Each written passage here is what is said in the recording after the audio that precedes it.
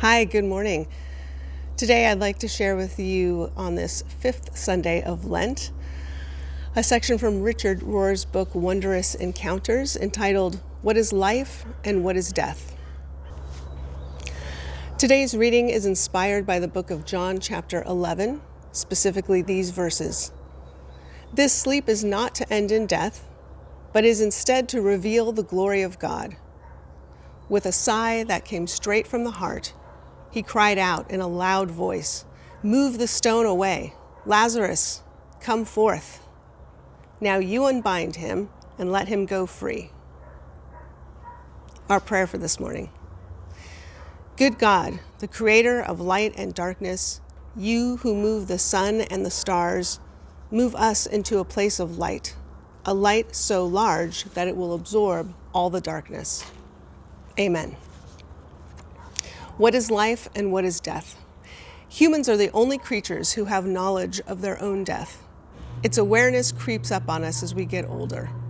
All other animals, plants, and the cycles of nature themselves seem to live out and surrender to the pattern of mortality. This places humans in a state of anxiety and insecurity from our early years. We know on some level that whatever this is that we are living will not last. This changes everything, probably more than we realize consciously.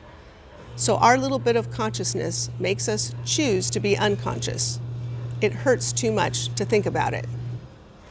On this last Sunday, before Palm Sunday, we dare to look at the last enemy, death.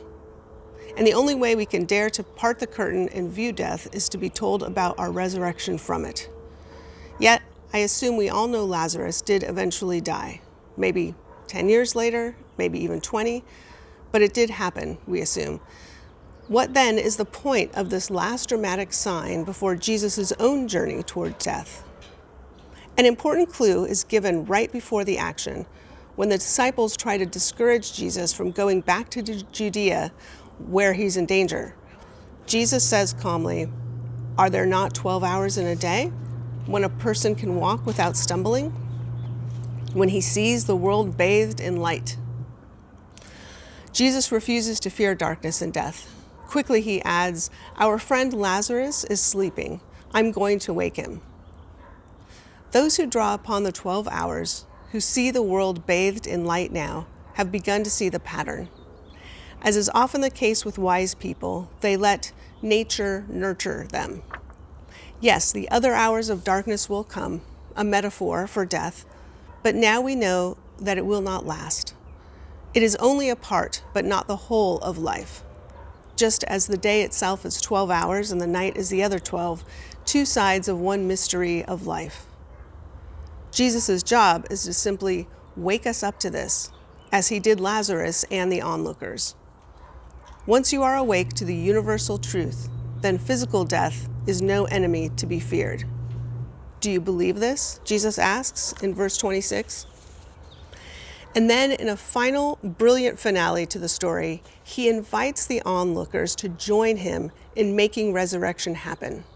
Move the stone away, unbind him, and let him go free. It seems that we have a part to play in creating a culture of life and resurrection. We must unbind one another from our fears and doubts about the last enemy, death. We must now see that the world is bathed in light and allow others to enjoy the same seeing through our lived life.